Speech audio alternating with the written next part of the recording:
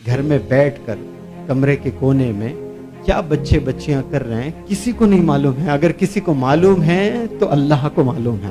He is the seer and knower of everything.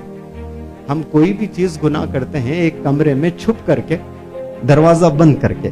کوئی گندی تصویر دیکھنا ہے, آپ نے گندی مووی دیکھ رہے ہو, ہال میں آپ کے پیرنٹس کے پریزنس میں بیٹھ کر دیکھ پاؤ گے؟ کیوں؟ Because you respect your parents, you owner your parents. وہ لوگ ڈانٹیں گے. اور کمرے میں کونے میں اکیلے میں دروازہ بند کر کے نہ جانے کتنے نوجوان بچے ملوث ہیں اس میں, وہ یہ سوچ کر دیکھتے ہیں کہ مجھے کوئی نہیں دیکھ رہا ہے.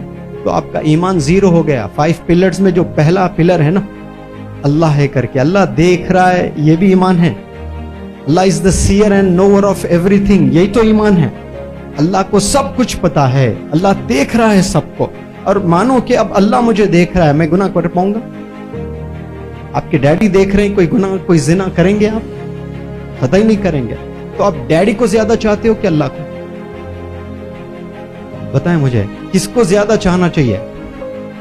اللہ کو زیادہ چاہنا چاہیے. سب سے زیادہ کس کو چاہنا چاہیے؟ اللہ کو, جس نے ہمیں پیدا کیا.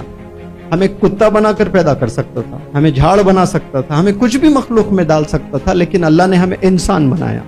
سب سے زیادہ آنر کسے کرنا چاہیے؟ اللہ کو.